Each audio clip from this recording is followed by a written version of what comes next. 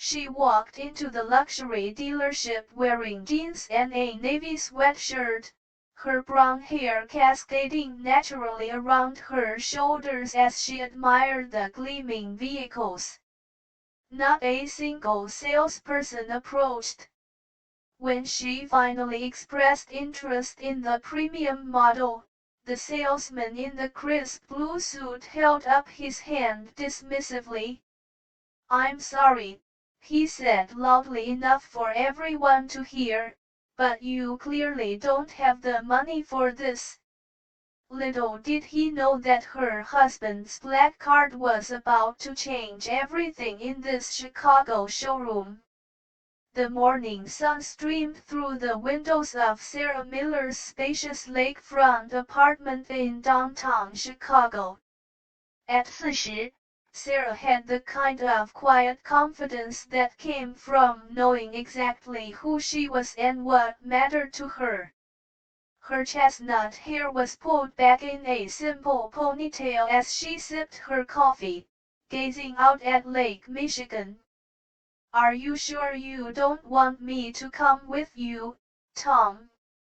Her husband of 40's voice echoed from the hallway. Tom appeared, straightening his tie before another day at the investment firm he'd built from the ground up. Sarah smiled, shaking her head. "I've got this. You know how I feel about these things." Tom chuckled. "I do indeed. That's why I married you." Their life together was one of contradictions that somehow made perfect sense. Tom had amassed a fortune that put them among Chicago's elite, yet Sarah remained steadfastly committed to her minimalist philosophy. She wore clothes for comfort, not labels. Their home, while undeniably luxurious, was free of ostentation. To Sarah, wealth was a responsibility, not a personality trait. Besides, she added, "I want to do this myself. My car, my decision." Her 10-year-old sedan had finally given up the ghost, and after years of refusing Tom's offers to upgrade, Sarah had decided it was time. Not because she craved luxury, but because she had researched extensively and found a model that aligned with both her environmental concerns and practical needs. "Just promise me one thing, Sal," Tom said, kissing her forehead. "Don't let anyone give you a hard time." Sarah laughed. "When have I ever?" After Tom left, Sarah changed into her favorite worn jeans and a comfortable navy sweatshirt with Chicago emblazoned across the front. She checked her reflection briefly, not bothering with makeup. At 40, her face told the story of a life well lived, laugh lines around her eyes, a natural glow that came from prioritizing wellness over appearances. She slipped her wallet into her crossbody bag, making sure Tom's black card was tucked safely inside. She rarely used it, preferring her own modest credit card for most purchases, but buying a car was different. This would be the one exception to her usual rule of financial independence. As she headed out the door, Sarah couldn't have known that her ordinary Tuesday was about to become anything but. The Prestige Auto Gallery stood like a gleaming monument to luxury in Chicago's Gold Coast neighborhood. Its facade was all glass and polished metal, reflecting the morning sun in a way that seemed designed to intimidate. Sarah pulled up in her aging sedan, the contrast between her vehicle and those displayed in the showroom windows impossible to miss. She parked between a sleek sports car and a businessman's luxury SUV, straightened her sweatshirt, and walked toward the entrance with purpose. For you, a free like is easy.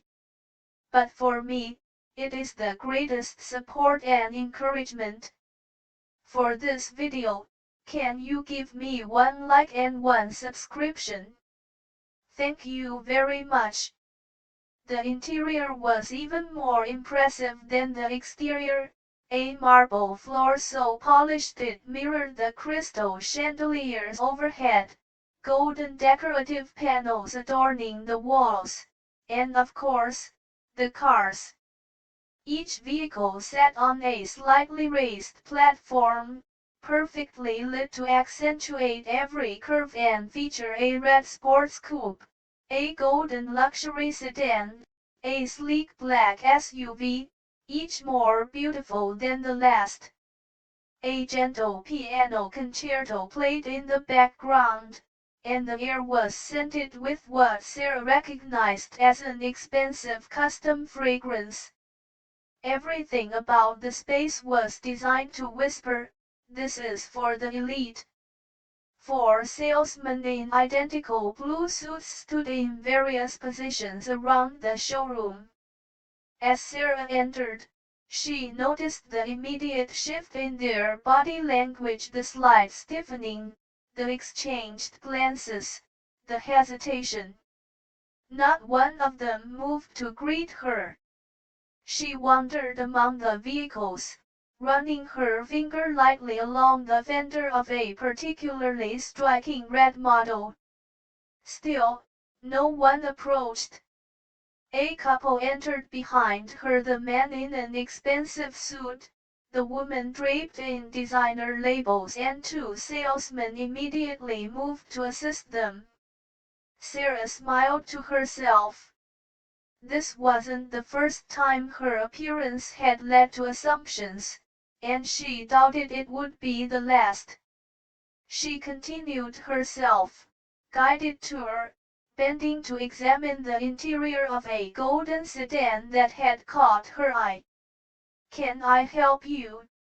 The voice finally came after she had spent nearly 15 minutes in the showroom.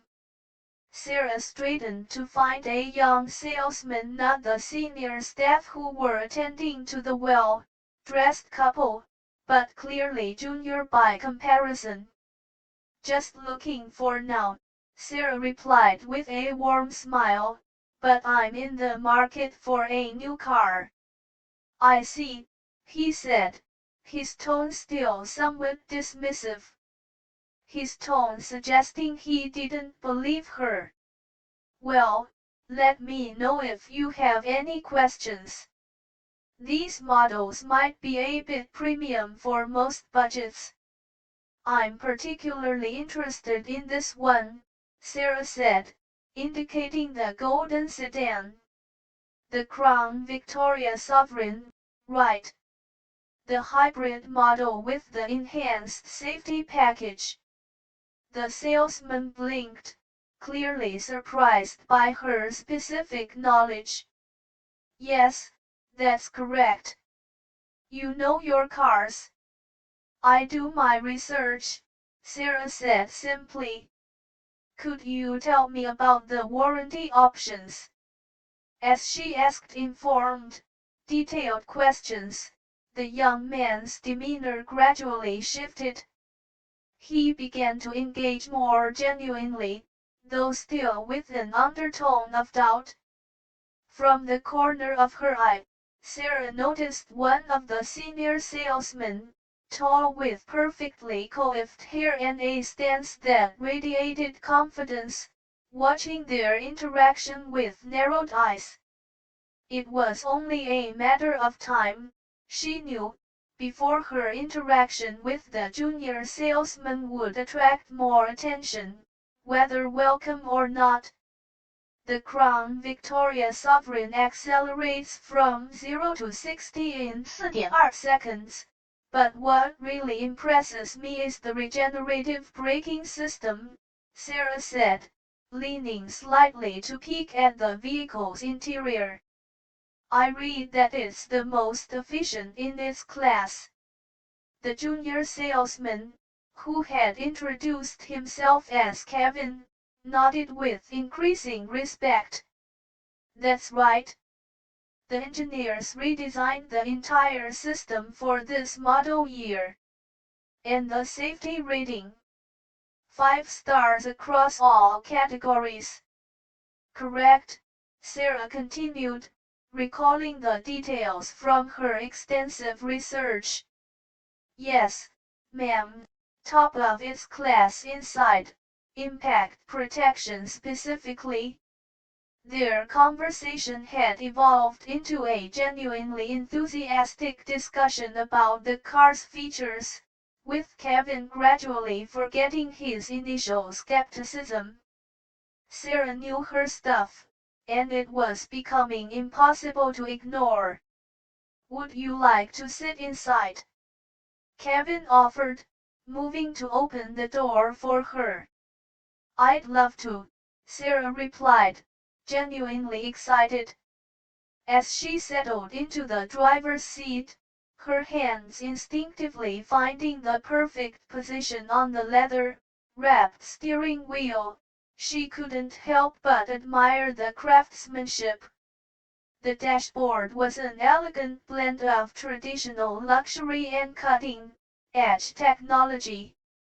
She adjusted the seat, noting how perfectly it supported her back. The ergonomics are excellent, she commented, better than the German model I drove last week. Kevin leaned in through the open door. The designer spent 2 years perfecting just the driver's seat alone. It shows, Sarah said. And the entertainment system integrates with any smartphone platform. Absolutely. Let me show you how it works. Kevin was mid-demonstration when a shadow fell across them. The senior salesman Sarah had noticed earlier was standing beside the car, his expression a practiced mask of professional courtesy that didn't quite reach his eyes. Kevin, I believe the Andersons need assistance with their paperwork, he said smoothly. I'll take over here. Kevin hesitated, clearly reluctant to abandon a potential sale, but nodded. Of course, Mr. Blake. He turned to Sarah. It was a pleasure speaking with you, ma'am. As Kevin walked away, the senior salesman, Blake, assessed Sarah with a quick, dismissive glance. His smile remained fixed, but there was something calculating behind it. I see you're interested in the Sovereign, he said, his tone suggesting he found this surprising. It's our flagship model, starts at $175,000. Sarah nodded, unperturbed by the figure. Yes, Kevin was just showing me the infotainment system. It's quite impressive. Blake leaned against the car door. It certainly is. We have more accessible models on the lot as well. Perhaps something in a different price range would be more suitable. The implication was clear, and Sarah had to suppress a smile. She'd experienced this kind of treatment before. Actually, she said, stepping out of the car with deliberate grace, I've done extensive research, and the Sovereign is exactly what I'm looking for. The combination of performance, safety features, and environmental considerations checks all my boxes. For you, a free like is easy. But for me, it is the greatest support and encouragement. For this video, can you give me 1 like and 1 subscription? Thank you very much. Blake's eyebrows raised slightly. Environmental considerations.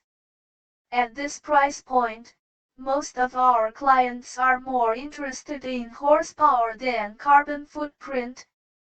I'm not most of your clients, Sarah replied simply.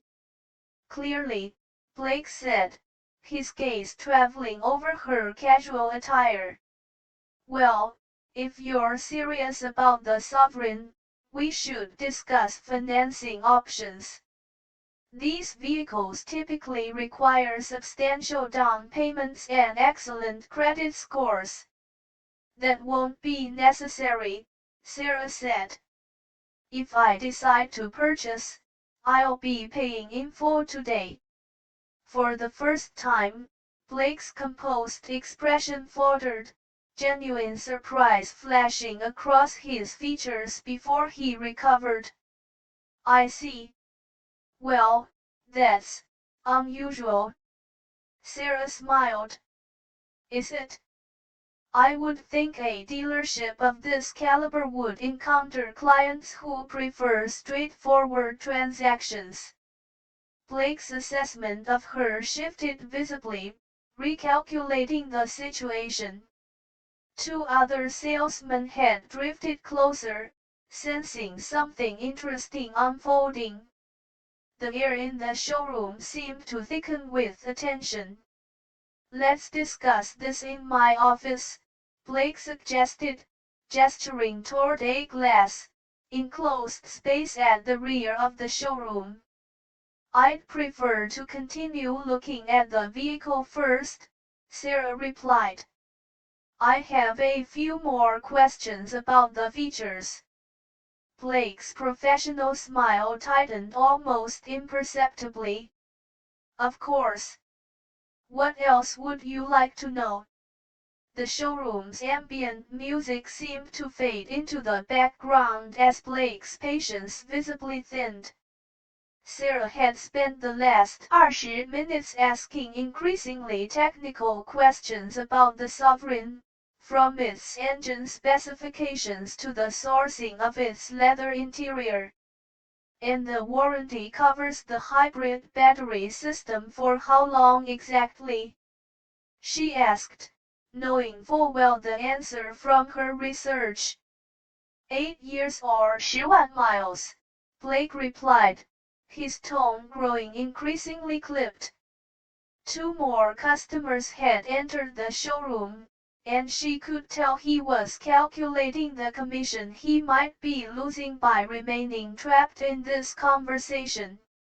That's impressive, Sarah nodded. I'd like to see the color options available. Is the interior customizable as well? Blake's professional veneer cracked slightly. MRS. MS Miller, he corrected himself. Sarah Miller. MS Miller, he continued, I appreciate your enthusiasm, but perhaps we should be direct with each other. He lowered his voice, though not enough to prevent nearby staff from hearing. This vehicle represents a significant investment.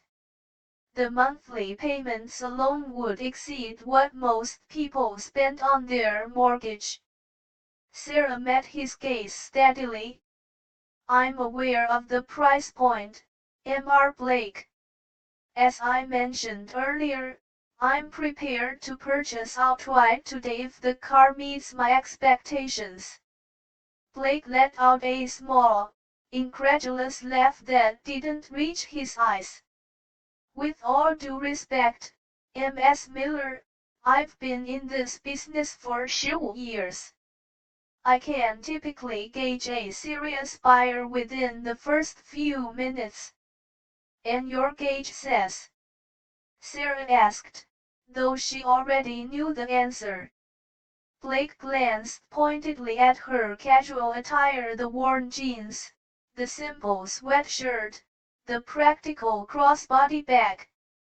Let's just say I have concerns about whether this particular model aligns with your current situation. The atmosphere in the showroom had shifted. The other salesmen had stopped pretending not to listen, and even a couple browsing a nearby vehicle had turned to observe the unfolding scene. "My current situation," Sarah repeated, her voice level. "Please enlighten me about my situation, Mr. Blake." Something in her tone might have warned a more perceptive person, but Blake was too convinced of his assessment. He leaned in slightly, his voice dropping to what he clearly thought was a considerate whisper. "Look, I understand it's fun to dream, to sit in these cars and imagine. We get people like you in here all the time." "People like me?" Sarah echoed. "Exactly. And there's nothing wrong with aspirational visits, but my job is to focus on qualified buyers. Perhaps one of our entry-level models would be more appropriate." "I'd like to proceed with the sovereign," Sarah interrupted calmly, "the golden one with all the options we discussed." Blake straightened, his patience visibly evaporating. The mask of polite professionalism slipped completely, replaced by barely concealed condescension. "Ms. Miller," he said, his voice louder now, "I don't think you understand what you're asking. This vehicle costs more than some homes. The insurance alone would be astronomical." Sarah remained composed. "I understand perfectly, Mr. Blake. I'd like to proceed with the purchase. For you, a free like is easy. But for me, it is the greatest support and encouragement. For this video, can you give me one like and one subscription? Thank you very much." It was at this moment that Blake made the fatal miscalculation that would come to define this interaction, with an audience of colleagues and customers now openly watching. He raised his hand in a dismissive stop gesture directly in front of Sarah's face. "I'm sorry," he announced, loud enough for everyone in the showroom to hear, "but you clearly don't have the money for this. I won't waste any more of your time or mine." The silence that followed was deafening. Every eye in the showroom was fixed on them, the salesmen in their identical blue suits, the handful of customers who had frozen mid-conversation, even the receptionist who had paused in her typing. Sarah stood perfectly still, her expression unreadable as she absorbed both the words and the gesture, the absolute dismissal based solely on appearance and assumption. "I see," she said finally, her voice quiet but carrying in the silent showroom. "That's quite an assessment based on very little information, Mr. Blake." Blake crossed his arms, doubling down rather than reconsidering. "It's based on 15 years of experience, Ms. Miller. Now, if you'll excuse me, I have clients waiting who are actually in a position to make a purchase today." He started to turn away, clearly considering the matter closed. "One moment, Mr. Blake," Sarah said, her voice taking on a new edge that made him pause. "I believe I'm owed an explanation for why exactly you think I don't have the money. I'm curious about what specific evidence led you to this conclusion." The air in the showroom crackled with tension. Blake turned back to Sarah. Etched across his features. He hadn't expected her to challenge him, certainly not with an audience. "Look," he said, his tone a poor attempt at patience. "This isn't personal. It's simply a matter of qualifying buyers. In this establishment, we deal with a certain caliber of client." "And how exactly do you determine this caliber?" Sarah asked, her voice steady. "Is there a specific dress code I missed on the website? A particular way one must speak? Or is it something else entirely?" A flush crept up Blake's neck. Behind him, one of the other salesmen shifted uncomfortably, and the couple who had been browsing nearby exchanged glances. "Ms. Miller, it's simply common sense. The Sovereign is a vehicle for executives, entrepreneurs, successful professionals, people who have achieved a certain level of success." He gestured vaguely at her appearance. "Your presentation suggests you might be more comfortable at one of our sister dealerships downtown." Sarah absorbed the insult without flinching. In that moment, she made a decision about how to proceed. She could simply walk away, take her business elsewhere. She could reveal her financial status immediately and watch him backpedal. But something about the absolute certainty with which he had dismissed her, the public nature of the humiliation he had attempted to inflict, deserved a more measured response. "Mr. Blake," she said, her voice taking on a quiet authority that made several heads turn, "I'd like to speak with your manager." Blake's expression shifted from irritation to smug satisfaction. "Of course. I'm sure Mr. Reynolds will be happy to explain our qualification process more thoroughly." He turned and strode toward the glass office at the back of the showroom, clearly believing he was summoning reinforcement rather than inviting his own reckoning. Sarah remained where she stood, acutely aware of the eyes on her. The junior salesman, Kevin, shot her a sympathetic glance from across the room.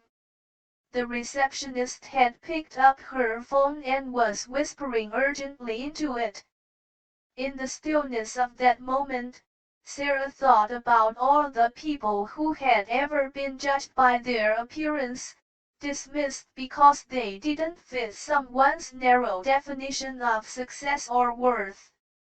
She thought about Tom, who despite his wealth, still valued her philosophy that a person's character mattered infinitely more than their outer trappings. Blake emerged from the office, followed by an older man in a charcoal suit, presumably Mr. Reynolds, the manager. His expression was a careful neutral, assessing the situation as he approached. "Ms. Miller, I understand there's been some confusion," Reynolds began, his tone conciliatory but with an underlying dismissiveness that matched Blake's attitude. "Mr. Blake is one of our most experienced sales associates, and he's simply trying to ensure that all our clients are properly matched with vehicles that suit their needs and capabilities."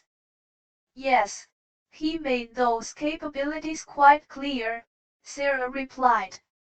"He stated in front of your entire showroom that I don't have the money for the vehicle I'm interested in purchasing." Reynolds' smile remained fixed. "I'm sure there was a misunderstanding. We pride ourselves on customer service at Prestige Auto Gallery." "There was no misunderstanding," Sarah said firmly. "Mr. Blake made his assessment based solely on my appearance, not on any financial information. I find that approach both unprofessional and disappointing. Reynolds exchanged a quick glance with Blake. Perhaps we got off on the wrong foot. Why don't we start fresh? What vehicle were you interested in? I was interested in the Crown Victoria Sovereign, Sarah said, emphasizing the past tense, but now I'm not certain this is the establishment I want to do business with. The shift in Reynolds's demeanor was subtle but immediate. The prospect of losing a high-value sale clearly concerned him more than Blake's behavior. I assure you, Ms. Miller, that Mr. Blake's approach doesn't reflect our company values. If you're seriously considering the Sovereign, we would be delighted to. I was serious, Sarah interrupted. Mr. Blake wasn't. She reached for her crossbody bag, opening it deliberately.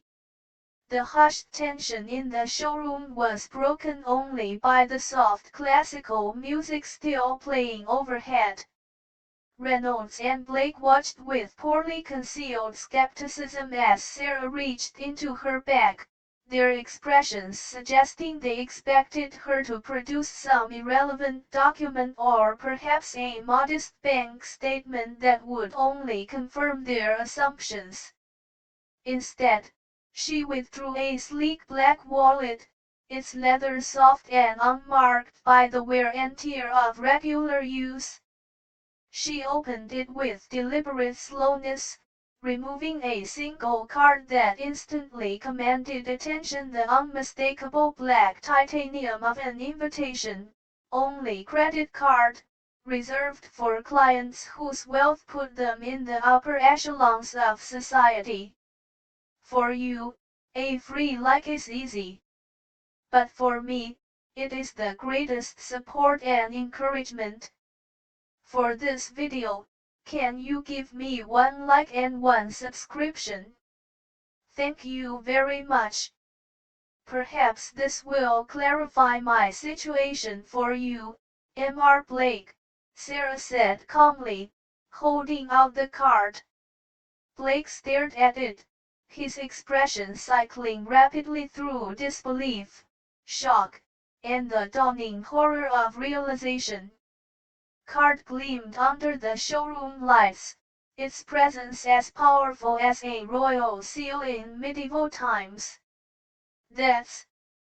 Blake began, but words seemed to fail him. Yes, Sarah confirmed. Reynolds moved forward quickly, professional enough to recognize the catastrophic error unfolding before him. Ms. Miller, please accept our most sincere apologies for this misunderstanding. The onyx black card is, of course, more than sufficient for any purchase in our establishment. It's not a misunderstanding, Sarah corrected him gently but firmly. Mr. Blake made a deliberate judgment based on my appearance. He decided, without any financial information whatsoever, that I didn't belong here. She turned her attention back to Blake, who had paled visibly. The card belongs to my husband, Tom Miller. Perhaps you've heard of Miller Global Investments. The effect of the name was electric. Reynolds's eyes widened, and a small gasp came from the direction of the receptionist's desk. Tom Miller was indeed known in Chicago business circles, a billionaire whose investment firm managed portfolios for some of the wealthiest families in the Midwest and beyond. Ms. Miller, I had no idea, Blake began, his voice strained. That was precisely the problem, Sarah interjected. You had no idea who I was, yet you felt comfortable publicly humiliating me based on my clothing. You decided my worth as a customer, and perhaps as a person, based solely on my appearance. Blake's face had flushed from pale to red, the full implications of his mistake becoming clear. Not only had he insulted a woman who could easily purchase every car in the showroom, but he had done so to the wife of one of Chicago's most influential businessmen. "I can't begin to express how deeply sorry I am," he stammered. "It was a terrible misjudgment on my part." Reynolds stepped forward, clearly attempting damage control. "Ms. Miller, please allow us to make this right. We would be honored to assist you with your purchase, and of course, we can offer an exclusive discount as a gesture of goodwill." "A discount?" Sarah repeated thoughtfully.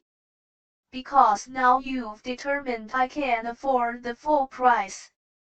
Reynolds faltered, caught in the contradiction. "I simply meant—" "I understand what you meant," Sarah said, "but I'd like to be clear about something.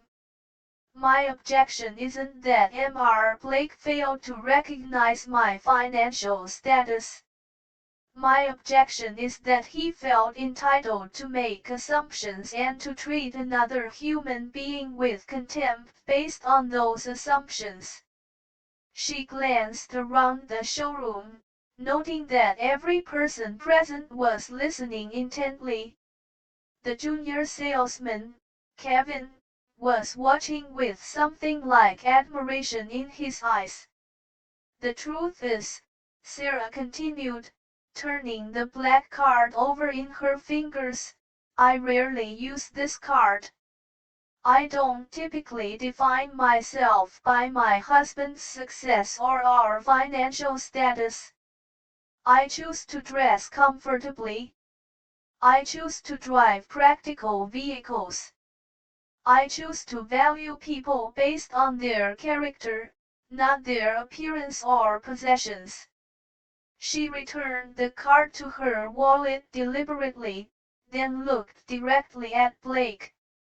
"The question now isn't whether I can afford your car, Mr. Blake.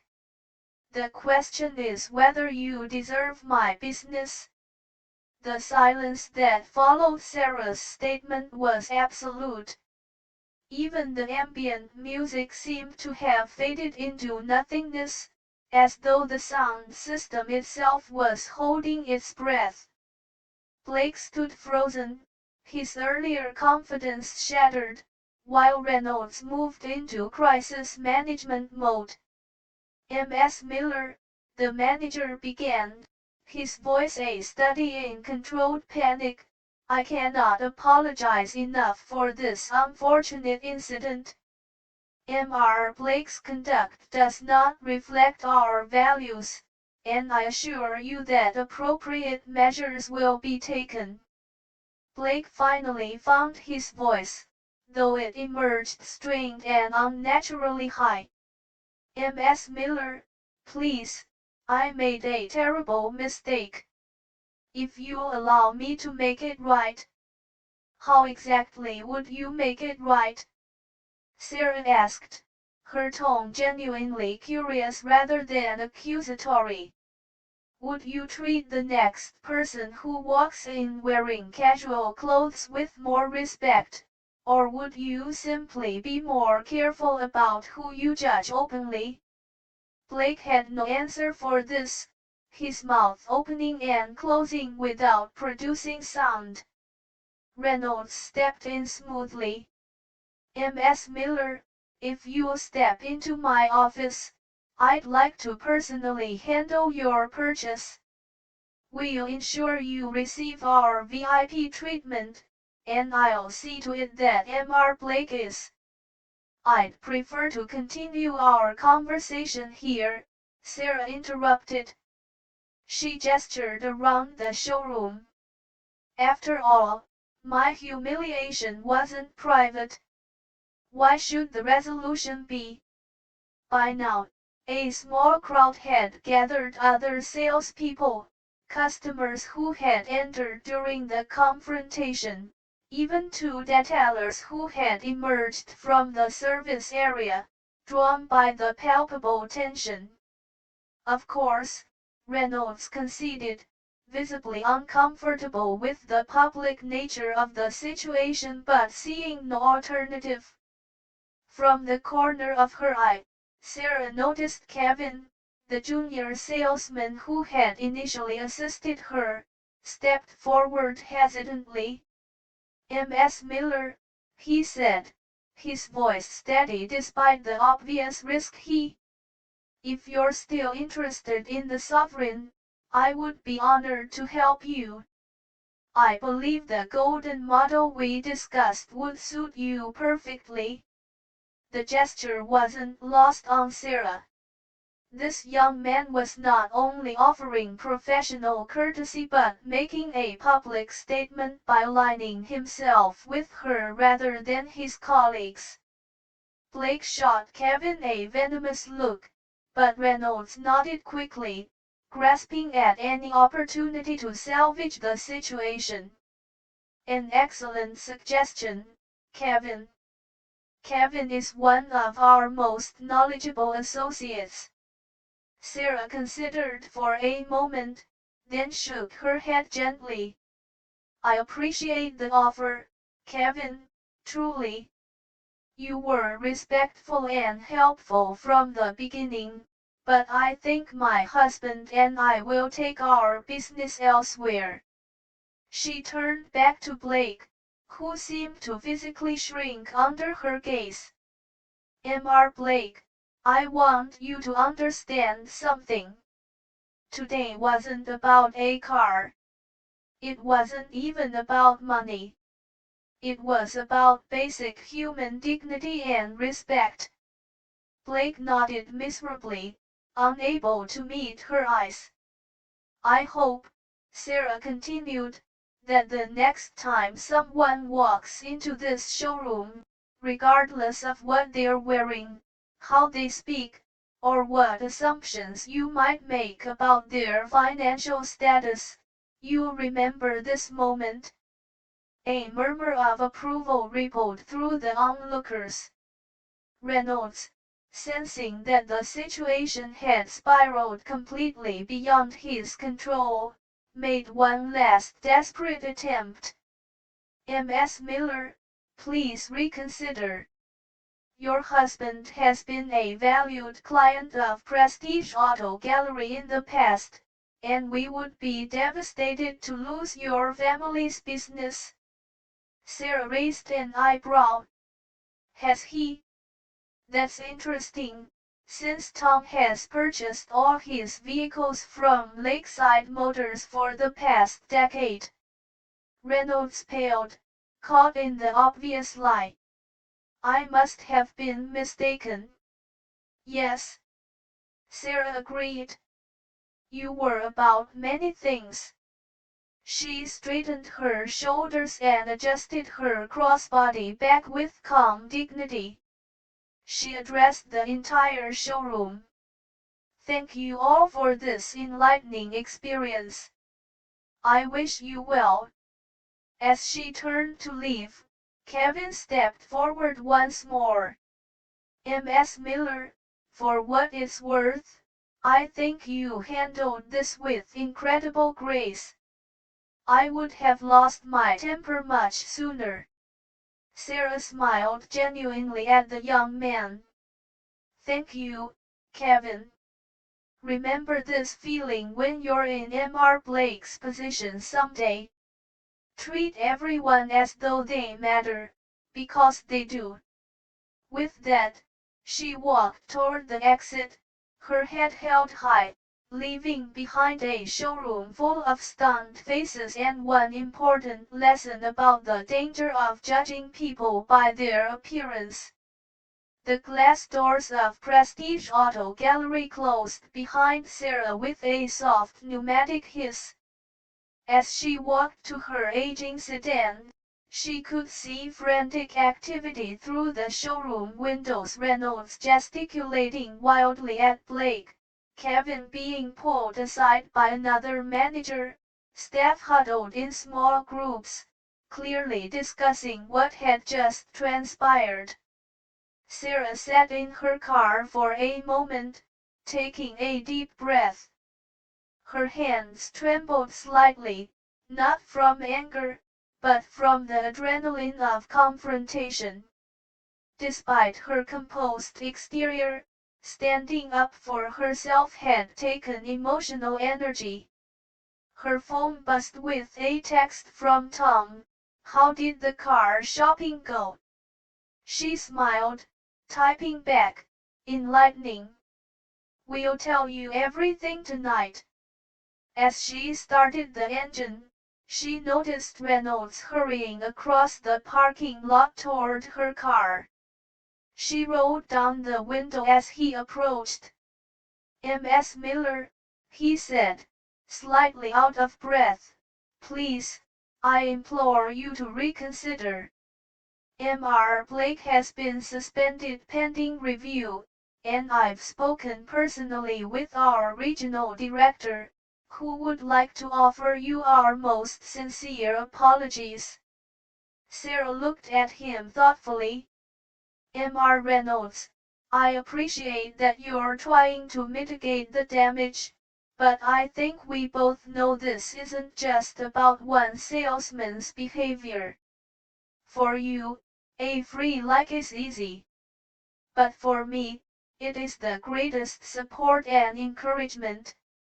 For this video, can you give me one like and one subscription? Thank you very much." "I assure you, Ms. Miller, Blake's actions were an anomaly."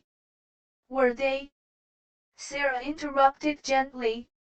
"Because when I first walked in, not a single salesperson approached me for nearly 15 minutes, while better dressed customers received immediate attention. That suggests a culture, not an individual." Reynolds had no response to this observation, his professional smile faltering. "Sometimes," Sarah continued, "a mistake like this can be an opportunity for genuine reflection and change.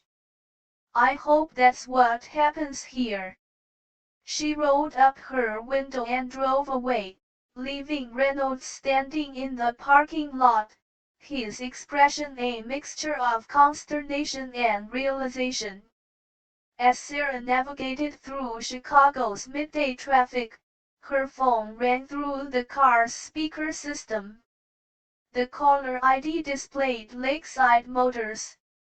"Hello, Ms. Miller," came a warm female voice when Sarah answered. "This is Sarah Jenkins from Lakeside Motors. Your husband mentioned you might be car shopping today, and I wanted to reach out to see if we could be of assistance." Sarah smiled at the timing.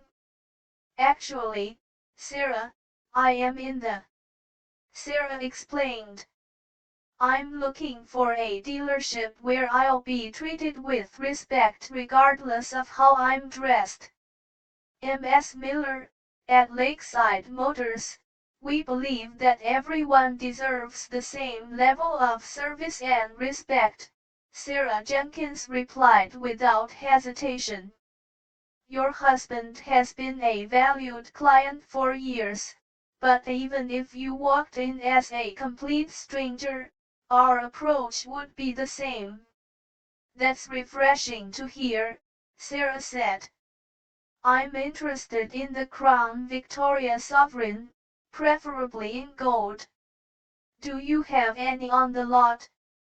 "We have 2 models available for viewing," Sarah Jenkins confirmed. "Would you like to schedule an appointment to see them?" "I would, thank you." "How about tomorrow morning?" "Perfect. And Ms. Miller, feel free to dress however makes you comfortable." We're interested in helping you find the right car, not judging your wardrobe choices." After ending the call, Sarah found herself smiling. There were still businesses that understood the fundamental importance of treating people with dignity. Meanwhile, back at Prestige Auto Gallery, the consequences of Blake's mistake were only beginning to unfold.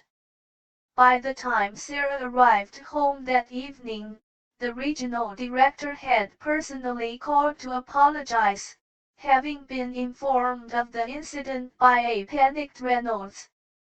What none of them knew yet was that one of the customers who had witnessed the entire exchange was a lifestyle blogger with a substantial following among Chicago's elite. By morning, the story of how Prestige Auto Gallery had humiliated the wife of billionaire Tom Miller would be circulating through social media and the city's high-end social circles. For Blake, the consequences would be particularly severe. His suspension would become permanent termination when background checks revealed this wasn't his first instance of discriminatory behavior toward customers. His reputation in the luxury automotive sales community would be irreparably damaged. For Kevin, however, the day marked an unexpected turning point. His willingness to stand up for what was right, even at professional risk, would catch the attention of Lakeside Motors management, who would offer him a position with significantly better terms than his job at Prestige. And the most far-reaching consequence: Prestige Auto Gallery would be forced to implement comprehensive training on unconscious bias and equitable customer service, changes that would eventually benefit countless customers who, like Sarah, deserved to be treated with respect regardless of their appearance. 1 week later, Sarah pulled into the driveway of her and Tom's lakefront home in a gleaming golden crown Victoria Sovereign. The purchase experience at Lakeside Motors had been everything Prestige Auto Gallery wasn't. Respectful, focused on her needs rather than her appearance, and genuinely pleasant. As she stepped out of the car, Tom emerged from the front door, a broad smile lighting up his face. "It's beautiful," he said, admiring the vehicle, "but not nearly as beautiful as its owner." Sarah laughed, accepting his kiss. "Smooth talker. But thank you for the car that day. It made quite an impression." "From what you've told me, you made quite an impression all on your own," Tom replied. "Sarah Jenkins called to thank me for referring you. Said you were one of the most knowledgeable customers she's ever worked with." They walked toward the house together, arms linked. "You know," Tom said thoughtfully, "the story's gotten around. I've had 3 different clients mention it in meetings this week." Sarah sighed. "I wasn't trying to cause a scene or damage their business. I know that, but sometimes these things need to happen." He squeezed her hand. "Reynolds called me yesterday." "Did he?" Sarah raised an eyebrow. "Damage control." Tom nodded. "Partly, but he also mentioned they are implementing new training protocols for their staff. He wanted to thank you, believe it or not." "Thank me?" "For costing them a sale and probably several more.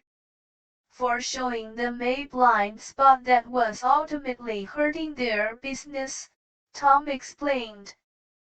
He admitted that they've probably lost countless qualified buyers over the years because of these kinds of superficial judgments.